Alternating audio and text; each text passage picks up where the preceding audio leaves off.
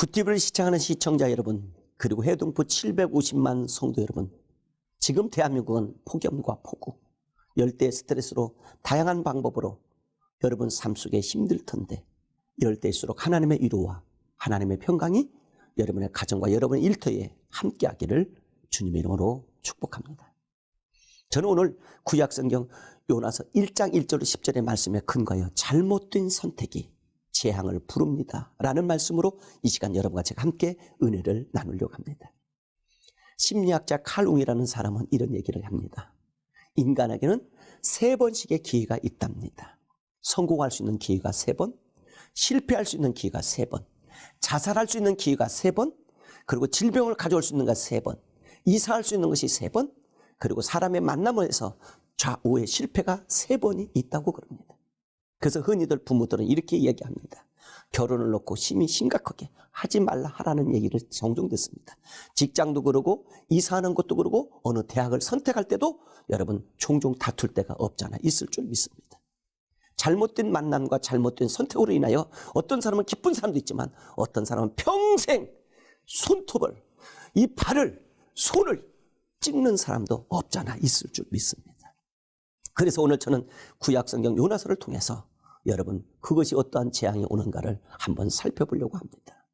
요나서라는 뜻은 그 신구약 성경 가운데 32번째 책입니다. 1장으로부터 5장까지 됐고 BC, 이게 760여경이 그리고 770년경의 사건입니다. 이 사건 속에 어떠한 일이 일어난 줄 아십니까? 느르웨성 가서 복음을 증거하는 겁니다. 그곳에는 이제 멀지 않아 식물, 동물, 사람이 이르기까지 지진과 전쟁과 멸망, 위기에 있다는 사실을 요나에게 선포했습니다. 그럼에도 불구하고 요나는 그것을 거부하고 불순종으로 말미암아 다시스와 요바로 도망갑니다. 다시스라는 뜻은 바로 이 뜻입니다. 전쟁 기근 금융이라는 뜻입니다. 그리고 섬이라는 뜻인데 그것으로 도망가려고 만만의 준비를 하고 있었습니다. 하나님께서 부르심에도 불구하고 그는 들은 척만 척하고 도망갑니다.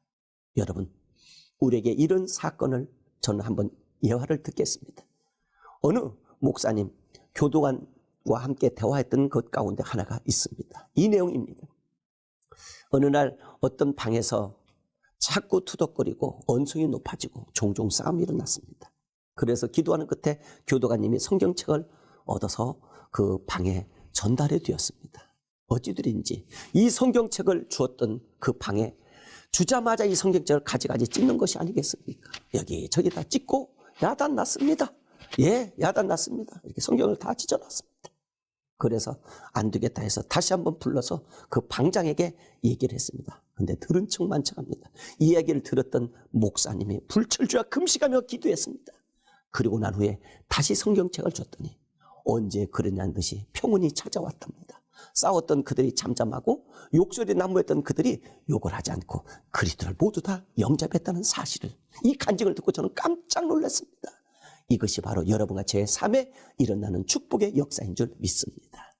사랑하는 시청자 여러분, 그리고 해동포 750만 성도 여러분, 우리는 구약성경 역대하 34장 1절로 7절의 말씀에 보면 이런 말씀이 있습니다. 요시아라는 왕이 있습니다. 이 왕은 어린 나이에 8살 나이에 예루살렘에 31년 동안에 다스리는 일이 있었습니다. 그런데 그 왕에게 하나님 보시기에 얼마나 정직했으면 그가 자기 선친들이 이루었던 모든 일들, 잘못된 일들을 과감하게 정결하고 깨끗이 청소를 합니다. 마치 아살의 목산과 아로새긴 우상들을 채워버리고 그리고 거기에 다양한 방법의 여러 신들의 산당을 다 때려 부시고 맙니다. 그리고 예루살렘을 정결하게 하여 축복을 받았다는 이야기가 역대하 34장에 나와 있습니다. 그렇습니다. 우리 인생을 살아가면서 2017년은 벌써 전반기는 다 지나갔습니다. 후반기에 이제 시작된 2017년입니다.